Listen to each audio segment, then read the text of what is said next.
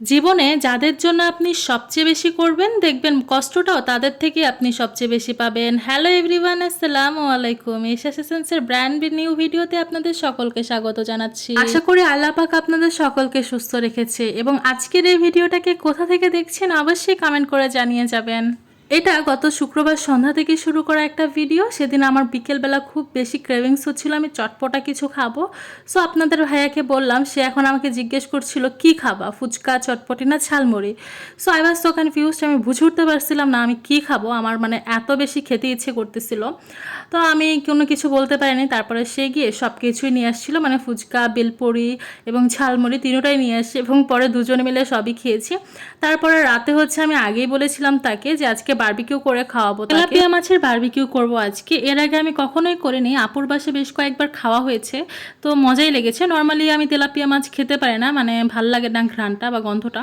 তো তার জন্য আমার কাছে অনেক বেশি উপকরণ ছিল না, ঘরে যেগুলো ছিল মানে হলুদের গুঁড়ো, মরিচের গুঁড়ো, ধনিয়া গুঁড়ো এবং লবণ, কিছু আমি কাঁচামরিচ কুচি করে নিয়েছিলাম আর তেল। আমি কিন্তু পরবর্তীতে আবার আদা রসুনের পেস্টটা অ্যাড করেছিলাম, যেটা আমি সেই মুহূর্তে স্কিপ করে গেছিলাম, মানে ভুলে গিয়েছিলাম আর কি।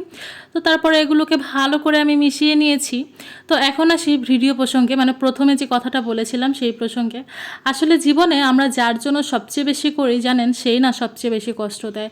এটা যে কেউ হতে পারে। আপনি যাদেরকে বেশি প্রায়োরিটি দিবেন, নিজে না খেয়ে খাওয়াবেন, যাদেরকে বেশি আদর করবেন বা নিজের আগে তাদের কথা চিন্তা করবেন, সেই মানুষগুলোই দেখবেন আপনাকে সবচেয়ে বেশি জীবনে কষ্ট দিয়েছে। এরকম আমার সাথে বেশ কয়েকবার হয়েছে, যেই ফ্রেন্ডসদের জন্য সবচেয়ে বেশি করেছি তারাই হচ্ছে আমার ব্যাক বাইটিং করছে, ব্যাক পিচিং করছে, অনেক কিছুই করছে। আবার যেই ফ্যামিলি মেম্বার্সদের জন্য বা যে আত্মীয় স্বজনদের জন্য বেশি করেছি তারাই আমাকে সবচেয়ে বেশি কষ্ট দিয়েছে।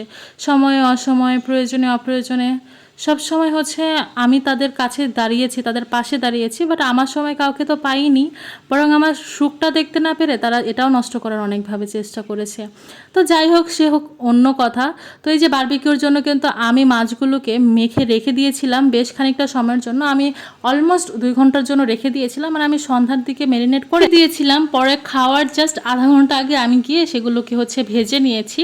মানে এটা কিন্তু খুব মানে হচ্ছে মিডিয়াম টু লো ফ্লেমে রেখে অনেকটা সময় নিয়ে ভাজতে হবে। বাট আমি না একটা ভুল করে ফেলেছিলাম, আমার এই ফ্রাই প্যানটা অনেক দিন যাবত ইউজ করা হয় না। তো আমার মনে হয় কি সেটার ননস্টিকি যে জিনিসটা আছে সেটা মেবি নষ্ট হয়ে গেছে, নয়তো আমার মাছটা কেন যেন এরকম হয়ে গেছে। মানে আমি উল্টাতে গিয়ে দেখি লেগে গেছে নিচে এবং ছুলে গেছে অনেকটা জায়গা।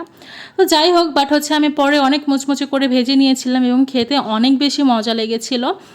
আপনারাও বাসায় ট্রাই করবেন এভাবে তেলাপিয়া মাছের বারবিকিউ করে খেতে। ভাতের সাথে খেতেও কিন্তু অনেক মজা লাগে। নর্মালি আপনারা স্যালাড দিয়েও শুধু খেয়ে দেখতে পারেন, বাট ভাত দিয়ে খেলেও অনেক বেশি ভালো লাগে। তো আজকের এই ছোট্ট একটা ভিডিও ছিল। আশা করি আপনাদের আমার আজকের ভিডিওটা ভালো লেগেছে। ভালো লেগে থাকলে অবশ্যই আমার পাশে থাকবেন, আমার জন্য দোয়া করবেন। আজকে এই পর্যন্তই। আল্লাহ হাফেজ।